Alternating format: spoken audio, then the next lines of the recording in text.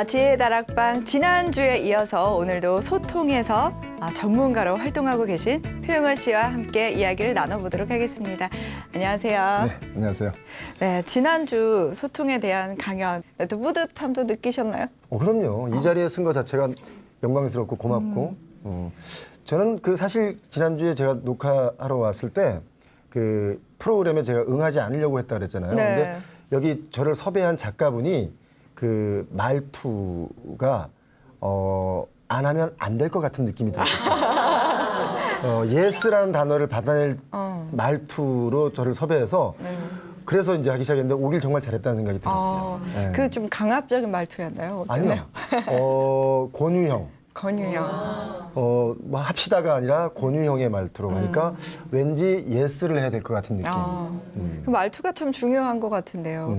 또 소통 전문가로서 말투에 대한 중요성 많이 느끼시고 있을 것 같은데. 말투라는 것은 그 말의 내용이 아니고 태도를 얘기하는 거잖아요. 네. 그러니까 말의 내용은 같은데 태도가 다르면 굉장히 기분 나빠요. 예를 들어 우리가 녹화가 끝났죠? 끝났는데 예를 들어 저기 계신 카메라 감독님한테 제가 수고하셨습니다 하고 눈을 보고 인사하면 표영호라는 사람이 참 예의 바르구나라는 생각이 드는데 호감형으로 바뀌잖아요. 근데 네. 제가 눈도 안 마주치고 수고했어요 그러고 가면 저 사람 뭐야? 영혼 없이 말을 하네? 네. 이렇게 말하는 거죠. 그러니까 똑같은 단어 수고했습니다, 수고했어요인데 어떻게 하느냐, 투가 어떻느냐, 태도가 어떻느냐에 따라 많은 차이가 있는 거죠. 그럼 말투에는 말뿐만 아니라 태도 그리고 행동까지 다 포함된다고 할 수 있겠네요. 그렇죠. 말에 투만 있는 것이 아니고 그 안에 모든 것이 포함되어 있는 말 그릇이라고 하잖아요. 네.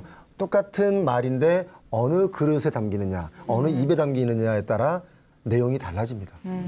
맞아요. 저도 이제 소통을 많이 하다 보면 사람들의 표정을 많이 보게 되거든요. 그 표정도 굉장히 중요한 것 같아요. 그렇죠. 눈 마주치지 못하고 말하는 사람 많잖아요. 그렇습니다. 맞아요. 자꾸 딴 데 보고 이렇게 얘기하는 네. 사람 있어요. 이렇게. 예. 이렇게 막 손을 계속 만진다거나 예. 뭔가를. 그 뭔가가 좀 의심스럽기도 시작하고 왠지 신뢰가 안 가기도 하고 네. 그러니까 우리가 말을 하는 이유는 누군가에게 설득을 하기 위해서 누군가의 동의를 얻기 위해서 누군가의 뭔가 목적을 전달하기 위해서 말을 하잖아요. 네. 그런데 그렇게 전달되기도 전에 이미 저 사람은 받아들일 용의가 없게끔 내 스스로 만들어 놓으면 말을 할 필요가 없잖아요. 네. 그래서 오늘 그 말투 이야기를 좀 할까 합니다. 혹시 또 궁금한 거는 이렇게 말투나 행동, 이 태도가 안 돼 있는 사람들을 볼 때 소통하기 싫어진다. 뭐 이런 생각도 하시는지요? 보통 그런 사람을 두 글자로 무례라는 말을 쓰죠. 무례하다. 무례하다.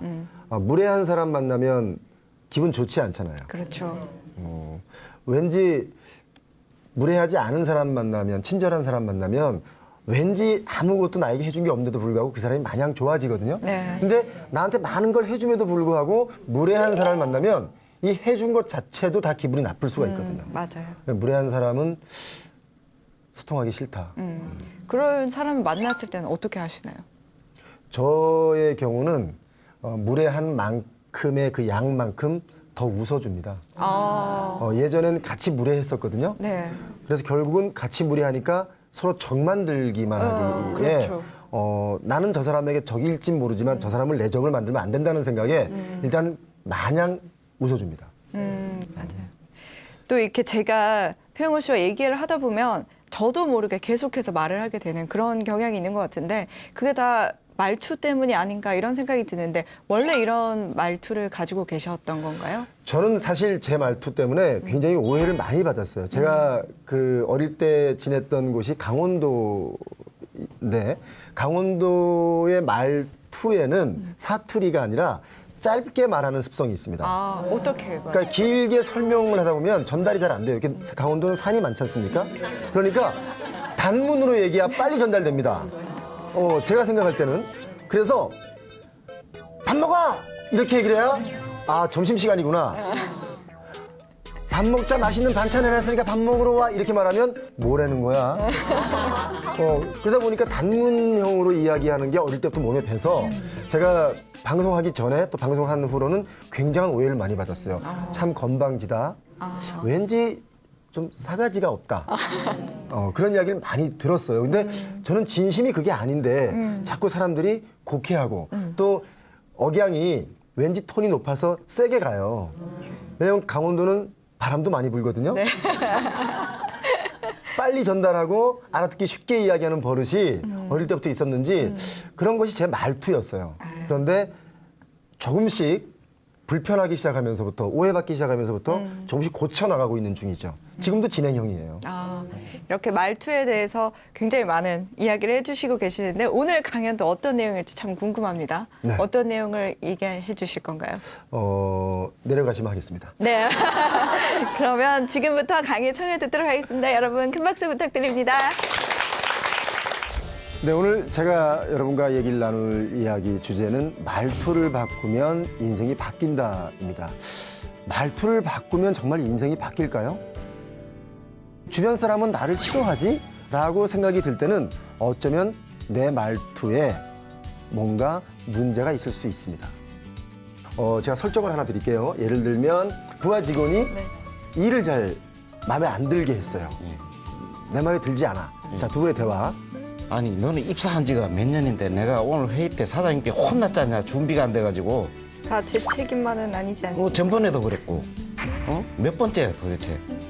수습하기 바쁜 핑계형 말투예요. 핑계를 대면 더 화가 나죠. 두 사람의 신뢰는 갈수록 멀어집니다. 그래서 아까 마지막에 나온 단어가 뭐예요? 다른 사람으로 대처해야 되겠군요. 이게 파국까지 간 거예요. 말투 하나 때문에. 자, 그럼 어떻게 하면 될까요?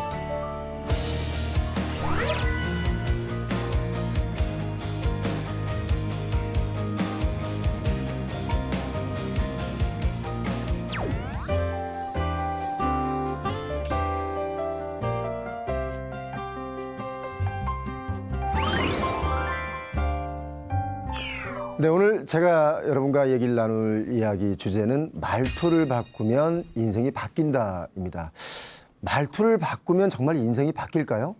이 단어, 이 문장에는 동의를 하십니까? 네. 시작부터가 아주 반응이 좋습니다.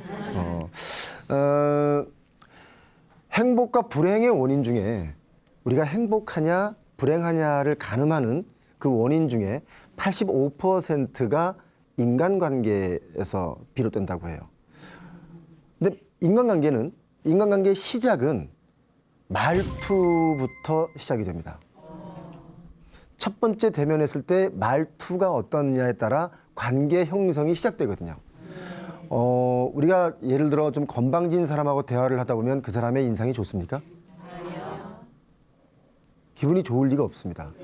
우리가 어떤 사람과 만나서 대화를 하고 돌아서 집으로 갈 때 왠지 기분이 좋은 사람이 있어요. 아, 저 사람 좋다. 근데 가면서 왠지 기분이 나빠요. 다음에 만나면 혼내주고 싶고 다시는 안 보고 싶고 이런 경우가 바로 이 말투의 영향으로 그렇습니다. 이 말투는 사실 그 말의 내용은 같아도 어떻게 하느냐 이 투에 따라서 내용도 달라지는 거죠. 그러니까 우리가 좋은 인간관계 형성을 통해서 행복의 비중을 높이려면 내가 갖고 있던 말투를 조금씩 고칠 필요가 있다. 나는 왜 불행하지? 나는 왜 행복하지 않지? 왜 주변 사람은 나를 싫어하지? 라고 생각이 들 때는 어쩌면 내 말투에 뭔가 문제가 있을 수 있습니다. 저는 사실 인간관계가 그렇게 좋지 않았었습니다. 아까 서두에도 말씀드렸다시피 전 단문으로 얘기하는 성향을 가지고 있어서 굉장히 명령조야. 자기가 뭔데 명령을 해? 왜 나한테 말을 그렇게 하지? 이런 반응을 제가 많이 얻었었어요. 그러다 보니 그 사람들이 저를 좋아할까요? 싫어할까요? 싫어하죠. 자, 제가 질문 하나 해볼게요. 여러분 행복하십니까? 자, 막 울고 있는 사람이 있어요. 불행하십니까? 뭐라고 할까요? 둘 다 아니요라는 말을 합니다. 행복하냐고 물으면 아니요라고 말합니다. 불행하냐고 물으면 아니요라고 말합니다. 근데 이렇게 단문으로 내가 원하는 답을 얻기 위해서 툭 던지는 말투보다 본인은 행복하십니까? 불행하십니까? 뭐예요? 고민하게 되죠. 네. 나는 뭐지? 라는 생각을 하고 저는 좀 행복한 편입니다. 저는 요즘 좀 기분이 좋지 않습니다. 뭐 이렇게 표현하기 시작하거든요. 그럼 감정 전달도 잘 되는 거죠. 질문이라는 게 문제가 아니고 어떤 말투로 물어보느냐입니다.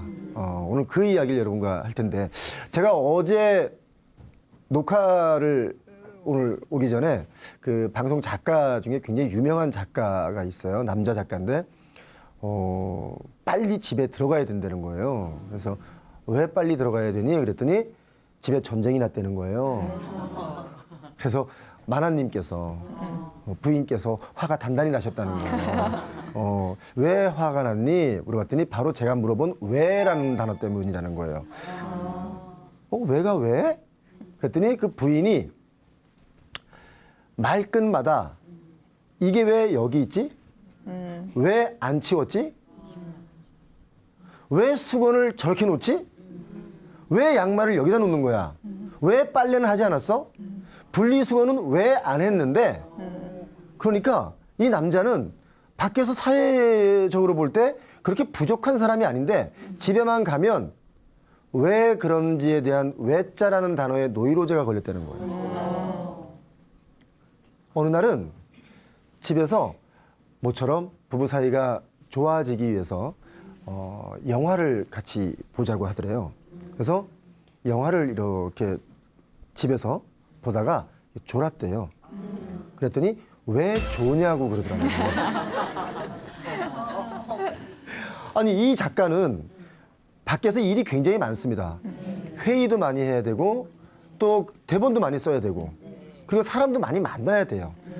피곤해서 나름 집에 가서 좀 자고 싶었는데 본인 딴에는 영화를 보자고 하니 그래, 영화를 같이 봐주는 게 좋겠다 싶어서 영화를 보다가 잠깐 졸았는데 왜 조느냐고 그러더라는 거예요. 그래서 기분이 나빠져서 그냥 잤대요. 그 다음날 또 왜가 나오더래요.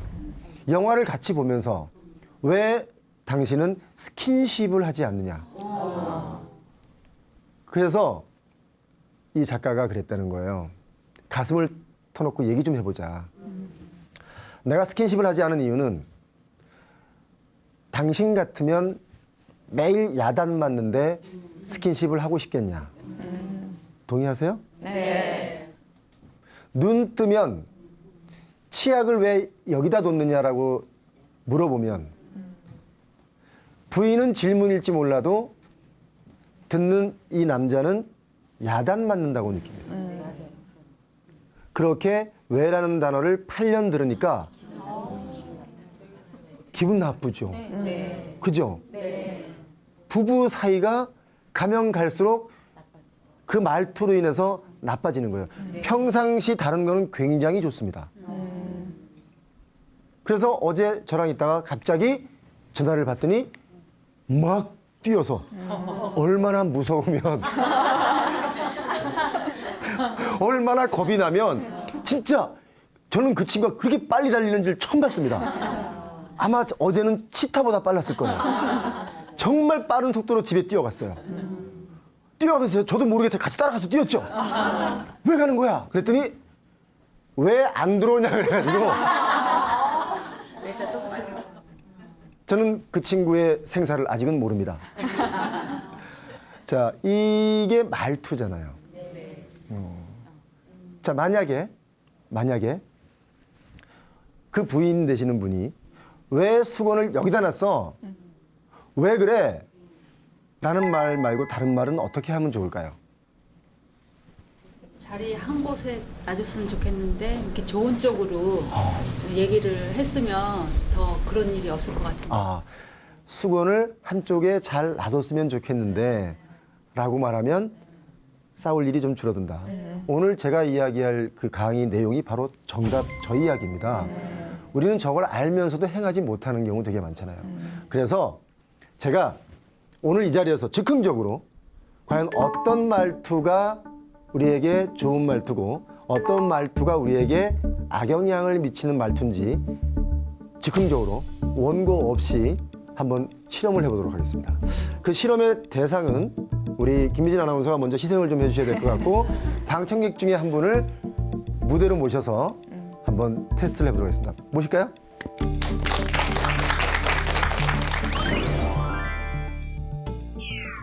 자, 두 분을 무대 위로 모셨는데 지금부터 좀 편안하게 평소에 내 모습대로 제가 주문하는 것을 그냥 하시면 될 것 같아요. 제가 설정을 하나 드릴게요. 예를 들면 며느리예요. 예. 네, 아버님이세요. 예. 시아버지라고 생각하시고 예. 며느리에게 아이를 빨리 가져라 예. 라는 이야기를 가지고 두 분이 편안하게 원고 없이 네. 한번 대화를 나눠보겠습니다. 시작. 아가야, 너는 왜 아기를 안 갖니? 저 아직 시간이 많을 것 같습니다. 아, 결혼한 지가 몇 년인데. 근데 좀 더 놀고 돈도 좀 많이 벌고 안정을 찾으면 아기를 가져도 되지 그 않을까요? 시간 다 가고 그러면 직장이 뭐 그게 나중에 시간 흐르면 직장이 뭐가 그 중요하다고 그래? 그건 일을 해야 아기도 키우죠. 요즘 남편하고 계속 싸우더만. 아니 그러니까 남편이 돈을 많이 못 버니까 제가 일을 해야 아니 애기 되잖아요. 이야기로 싸우는 것 같은데? 아니에요. 저희 애기 다 했어요. 조금 있다가 갖자고. 내가 친척 어른들 만나지를 못하잖냐. 애기 없다고. 손주 왜 안 보냐고. 시아버지 그러면은 그 분들 만나지 마세요. 에이, 내가 지금 집안 어른들도 못 보고 친구 모임도 못 가고. 아니. 넌 그게 좋냐? 자, 박수 한번 주시기 바랍니다. 와, 저는 우리 아카데미 왜 그 배우들 시상식 할 때 연기상 주잖아요. 저는 우리 선생님께 오늘 진짜 아카데미 상은 아니어도 적어도 BTN 상은 제가 드리고 싶어요. 너무 연기를 잘하세요. MC분 죄송합니다. 네. 아니, 지금 여러분 이 대화를 보셨죠? 시아버님은 목적이 뚜렷해요. 아기를 가져라. 근데 전달하는 방법이 아기를 갖고 싶지 않게 하는 어투를 갖고 있어요. 말투. 추궁형. 책임 추궁형이 들어갑니다. 내가 곤란하다고 하면서 책임을 또 묻습니다. 시작부터 끝까지가 계속 왜 안 갔니? 내가 주변 사람들을 만나질 못하지 않니? 다 네 책임이지 않니? 라고 말을 했습니다. 이해하세요? 네. 자, 그러면 이걸 받아들이는 며느리의 감정은 보통 왜 이러실까가 맞습니다. 근데 며느리도 구체적인 설명이 부족합니다. 대들기 바쁩니다. 그죠? 우리는 이걸 핑계대기 바쁘다 그래요. 이 두 분의 대화에는 목적 의식만 있지 설득의 의미는 없습니다. 왜냐하면 추궁형이고 핑계형이기 때문이에요. 느끼셨나요? 네. 말투를 권유형 그리고 설명형으로 바꾸면 두 분의 간극은 조금씩 줄어듭니다. 어떻게? 권유형. 아이를 지금 며느리 나이에 가져야 아이가 튼튼하다고 하는데 너 생각은 어떠니? 라고 하면 아이를 지금 가져야 아이가 튼튼하다고?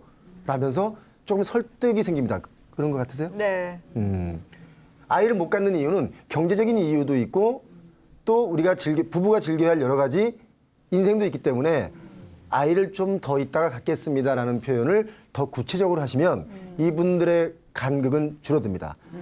갈등이 생길 요인이 줄어드는 거죠. 자, 이번에 그럼 다른 실험을 한번 해볼게요. 직장 상사시고요. 예. 예.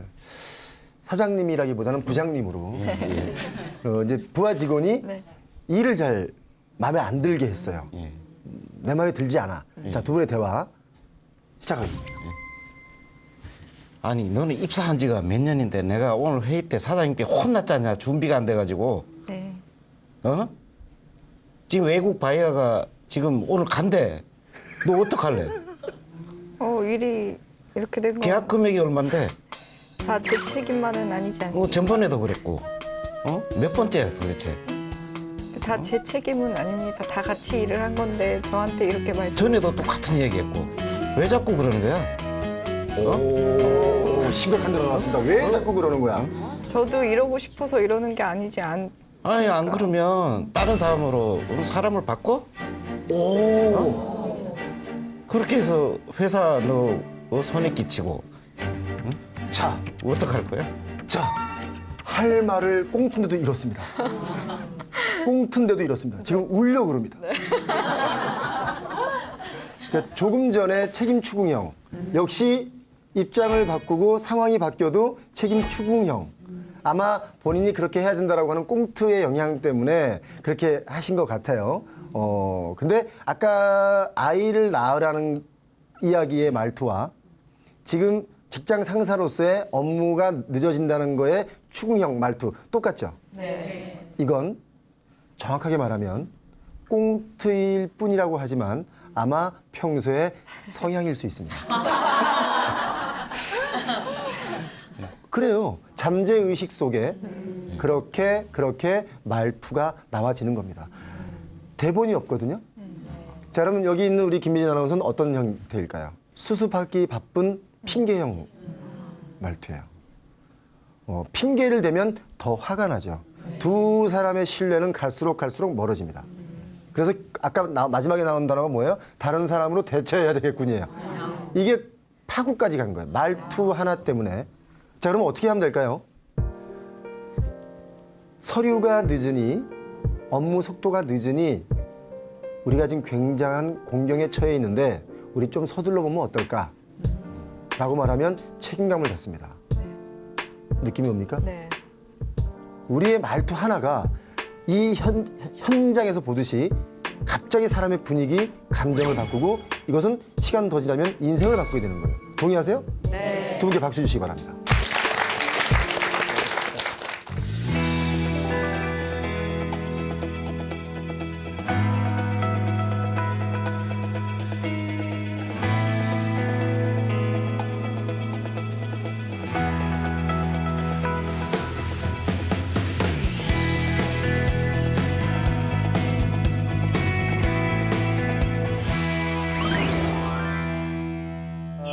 저기 뒤에 제 등 뒤에 세 가지 문장이 있어요.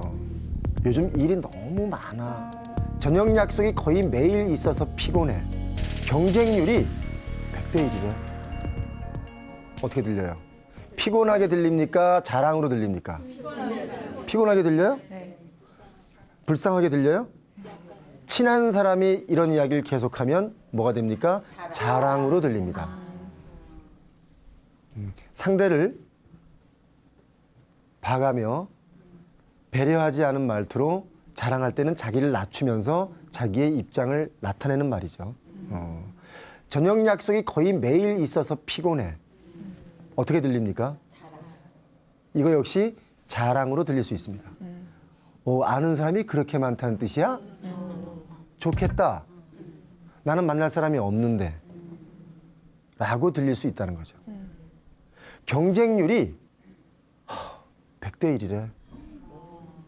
어때요? 경쟁률이 100대 1인데 내가 합격을 했어. 자랑이죠? 경쟁률이 100대 1인데 어떻게 될지 모르겠어. 뭐예요? 핑계예요. 나는 내가 이미 빠져나갈 돌파구를 만들어 놓고 혹시나 일이 잘못돼도 거봐 100대 1이잖아. 빠져나가려는 핑계형은 타인으로부터 신뢰를 주지 못합니다. 타인에게 신뢰를 줘야 뭔가 다른 일들을 더 할 수 있는 거잖아요. 경쟁률이 100대 1인데 해보려고 어려운 곳이지만 해보겠다는 의지가 있는 말이니까 응원을 받을 수 있어요. 지금 제가 한 이야기 동의하세요? 네. 자, 가끔 우리 좀 전에 꽁트 해주신 저 선생님의 말투, 내가 주장하는 것, 내가 생각하는 것을 상대에게 자꾸 집어넣으려고 하는 것을 그 사람을 보면 우리는 보통 자기 주장이 강해서 꼰대라는 표현을 많이 써요. 그 꼰대가 왜 꼰대가 되냐면 나이 40 중반이 넘어가면서부터 그동안 내가 겪어왔던 경험이나 학식이나 이런 것들이 다 옳다고 느끼기 때문이에요. 그래서 자기보다 아래인 사람이 어떤 주장을 하면 됐고 내 얘기 들어. 내가 시키는 대로 해. 라고 말하기 시작하면 그때부터가 꼰대가 되는 겁니다. 아, 나도 모르게 그렇게 말하고 있네 라고 느끼면 아, 나는 꼰대구나 라고 본인이 자가 진단할 수 있는 거예요. 그래서 그런 분들에게 제가 말투를 어떻게 바꾸느냐 딱 두 가지 방법을 제가 알려드릴게요. 레토릭 기법이라고 있습니다. 심리학 대화법이에요. 자, 일이나 해. 뭐예요? 명령조예요. 자, 시끄럽고 일이나 해. 이 말을 들으면 좋을까요? 나쁠까요? 지금 시간이 많지가 않은데 좀 서둘러서 일하면 어떨까, 우리? 어때요? 의견 제시예요. 이렇게 말하면 꼰대는 벗어납니다. 지금 이 자리 방청객에 있는 분들의 연령대가 저랑 좀 비슷한 것 같아요. 우리는 점점 꼰대형으로 바뀌고 있어요. 우리가 그걸 고치지 않으면 소외당합니다. 소외당합니다. 그 다음 기법 중에 라벨 효과 기법이 있습니다. 그 라벨이라는 게 우리 흔히 레테르, 우리 뒤에 붙어 있죠? 레테르. 그 레테르 효과인데 예를 들어 아까 우리 시아버님 같은 꽁트에서 시아버님 같은 경우는 며느리에게 가임을 하게 만들려면 우리 며느리는 아이를 빨리 낳아서 빨리 더 본인 생활을 편하게 했으면 좋겠어. 아이가 빨리 크면 행복하대. 라고 말하면 우리 아버님은 아이를 보고 싶은 게 아니라 나를 위해서 저 말씀을 해주시구나 라고 당장 가임할걸요? 며느리 입장에서 얘기합니다. 우리 아버님은 참 나를 배려를 잘 해주셔. 그리고 그 이야기를 아버님께 하면 아버님은 본인도 모르게 레벨을 하나 받은 거예요. 나는 며느리를 배려 잘하는 사람이야. 이게 연습이 안 되었다고 하더라도 이미 그런 레테르, 라벨을 덮어 썼어요. 그럼 그렇게 행동하고 그렇게 말하게 돼 있습니다. 이게 라벨 효과. 약속을 잘 지키지 않는 사람에게 이 친구는 약속을 참 잘 지키는 사람이야. 내가 그동안 한 번도 약속을 어기는 걸 본 적이 없어. 라고 말하면 엄청난 책임감에 약속 펑크 낼 확률이 굉장히 줄어듭니다. 그래서 우리는 그 사람에게 레테르 효과, 라벨을 붙여주면 그 사람은 그렇게 따라올 수 있기 때문에 그런 어투가, 말투가 중요하다. 오늘 이 이야기를 드려요. 우리가 돈을 잘 안 쓰는 사람을 뭐라 그래요? 구두쇠야. 구두쇠 말고 또 있잖아요. 진상, 짠돌이, 짠순이, 지겹다 이제는 이런 거. 네. 근데 그 사람에게 다른 레벨을 붙여주는 거예요. 다른 라벨을. 검소한 분이야. 그분은 전략가야. 그러면 갑자기 멋있어지기 시작해요. 지질이 궁색으로 보이다가 갑자기 사람이 멋있어지는 거예요. 동의하세요? 네. 그렇게 상대에게 라벨을 붙여주는 말투. 이 두 가지면 상대의 마음을 좀 쉽게 바꿀 수 있다. 이 이야기 꼭 기억하시기 바랍니다. 자, 이거 한번 볼게요. 시아버지가, 시어머니가 주말에 집으로 와. 왜 오라 그러지? 가기 싫어요. 그런데 주말에 시간이 되면 여기 올 수 있겠니? 라고 말하면 왠지 가야 될 것 같아. 명령어가 아니고 의견 제시형. 오늘까지 자료를 다 만들어야 해. 오늘까지는 다 만들어야 하는데 만들 수 있을까? 만들어야 한다는 책임감을 갖게 됩니다. 오늘 저녁 먹자. 노. 싫어. 근데 시간을 준다면 오늘 저녁을 사고 싶어. 와, 저녁을 사고 싶어? 다른 말이거든요. 자, 김미진 씨 어제 나한테 그렇게 한 거 사과해. 사과하기 싫어요. 네. 왜 나한테 사과하라 마라 명령이야? 그런데 제가 어제 김미진 씨 그 일로 인해서 나한테 사과해 준다면 내가 마음이 많이 풀릴 것 같은데 어때요? 그러면 미안해요 라는 말을 얻어낼 수가 있어요. 상대의 예스를 빨리 얻어내는 방법이 바로 이런 말투입니다. 제가 여기 녹화 들어오기 전에 우리 담당 섭외 작가님한테 녹화 중에 사진 좀 찍어 라고 제가 얘기했어요. 제가 알기로 지금까지 한 장도 안 찍었습니다. 제가 만약에 녹화 들어오기 전에 녹화할 때 사진 찍으면 나중에 그걸 SNS나 어디 홍보할 때 좀 쓸 수 있을 것 같으니까 찍어주면 좋겠어요. 라고 하면 책임감이 듭니다. 표영우가 강의하는 걸 좀 찍어서 보내주면 표영우가 기뻐하겠구나. 어때요? 말투가 많이 다르죠? 네. 그죠? 저 위에 보면 평소 생활 속의 말투를 바꾸자. 나만 힘들게 일을 시켜. 아우, 막 짜증나. 근데 그보다 네가 나를 좀 도와줬으면 좋겠어. 나만 일을 하기 힘들어. 라는 말의 우회적인 표현이죠. 힘들어 죽겠어라는 말보다 힘들지만 좋아. 우리가 늘 긍정적인 말로 바꾸자는 이야기 많이 들었잖아요. 근데 구체적으로 사실 말투를 바꾸자면 내가 뭐부터 어떻게 바꿔야 될지 막막하거든요. 그래서 저런 것들을 몇 가지를 적어놓고 한번 연습을 해보시기 바랍니다. 우리가 연애할 때 데이트 폭력 같은 거 많이 뉴스에 나와요. 그거의 대다수는 말투 때문에 기인하는 경우가 많습니다. 상대의 말의 태도. 그만 만나자. 나 너 싫어.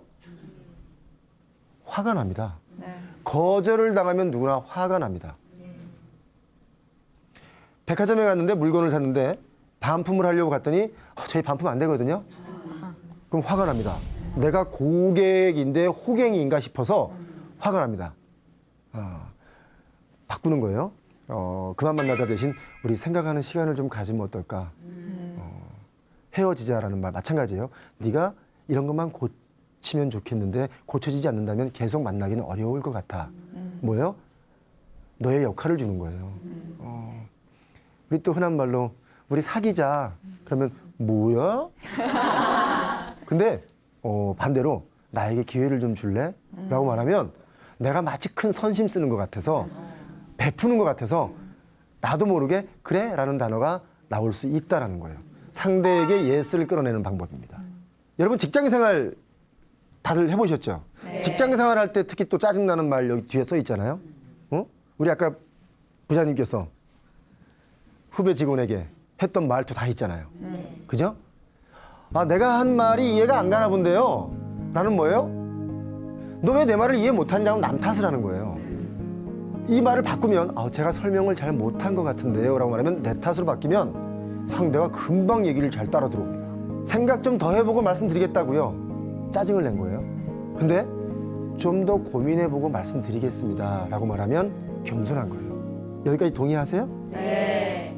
알고는 있으나 잘 되지 않는 실천이 어려운 그건 왜냐? 준비가 안 돼서 그래요. 말투를 바꾸는 건 어려운 일입니다. 하지만 조금만 신경 쓰면 금방 바꿀 수 있다는 거죠.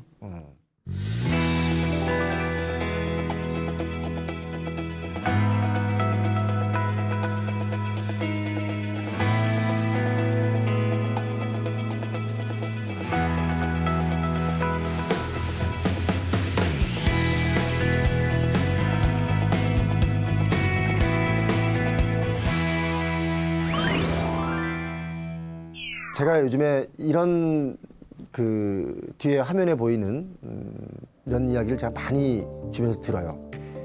이런 글을 주고받는 사람들을 많이 볼 수 있어요.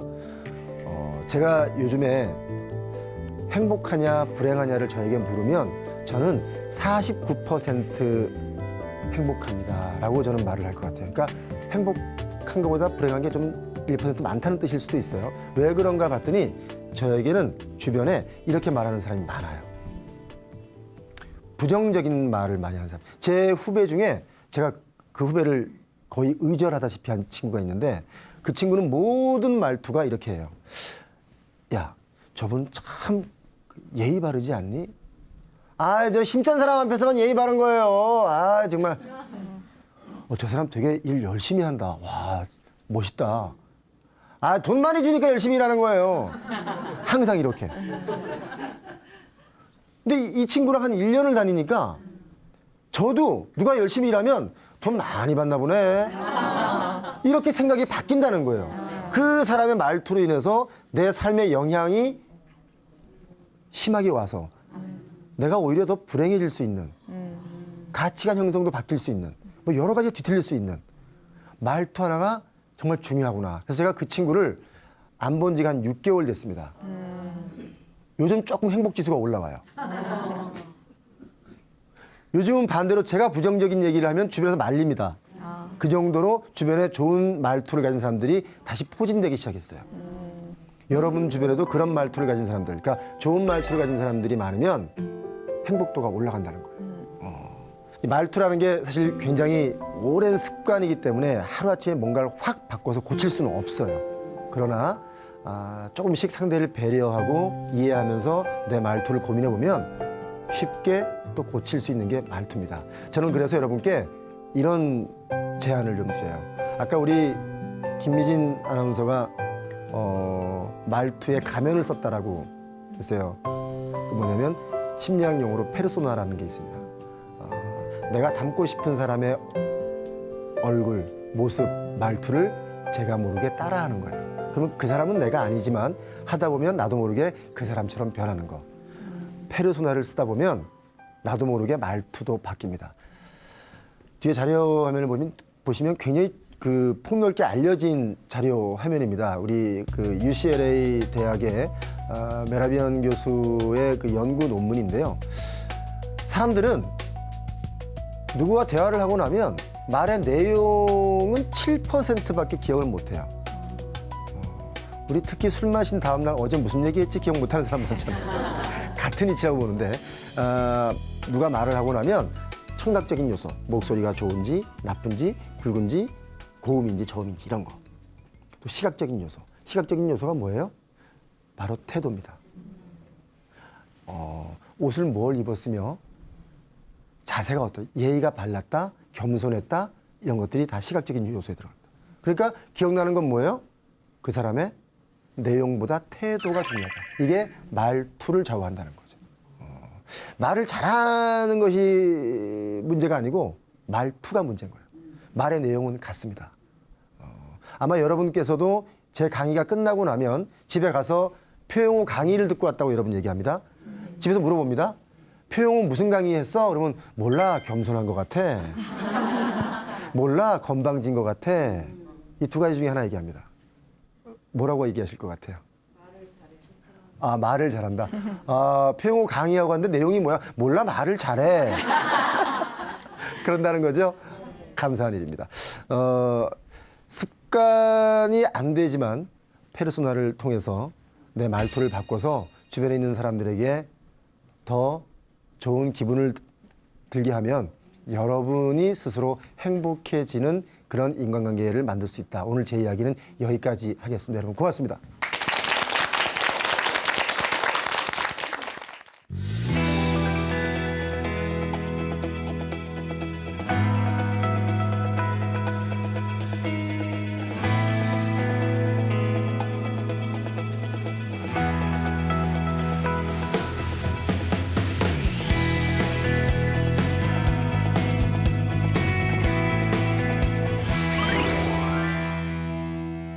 네, 저도 강의를 들으면서 또 실생활에서 직장 생활에서 말투를 조금 바꿔보면 좋지 않을까 이런 생각이 드는 강의였는데요. 오늘 노하우 정말 고맙습니다. 제가 들으면서 궁금했던 적이 있는데 천리길도 한 걸음에 갈 수는 없잖아요. 근데 지금부터 조금씩이라도 실천할 수 있는 말투 바꾸는 방법 뭐 이런 거 있다면 팁을 좀 알려주실까요? 그 말투를 바꾸는 방법은 뭔가를 많이 연습한다고 되는 건 아니고요. 내가 말하고 났을 때 상대의 표정이 안 좋으면 내가 무슨 말을 한 거야 라고 다시 한번 되돌려보면 이 말이 잘못됐구나. 이 말을 다시 돌려서 해봐야 되겠다.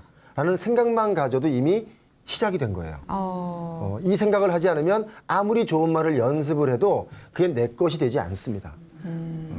그럼 이런 트레이닝을 통해서 말투를 바꾼 사람들의 사례도 좀 있을까요? 주변에 굉장히 많죠. 어느 기업인이 저랑 아주 가까운 분인데 그분은 뭐든지 정말 자기는 그렇게 인생을 살아왔대요. 무조건 고야. 쓰질 않아. 네. 달려. 네. 고야. 근데 이 일을 하는 직원들은 준비가 아직 안 됐어요. 근데 매번 강요를 당하는데 이분이 어느 날 저한테 이 이야기를 듣고 고민을 많이 했대요. 사람이 변하면 하루아침에 변하면 빨리 죽는다는 게 있어서 좀 두려웠는데 제가 시킨 대로 네. 질문형으로 바꾸고 의견 제시형으로 바꾸니까 훨씬 더 직원들이 업무 효율이 좋아서 성장했어요. 2배, 3배 성장했어요. 정확한 숫자로 따지면 한 2배 반 정도. 그래서 그분이 그러는 거예요.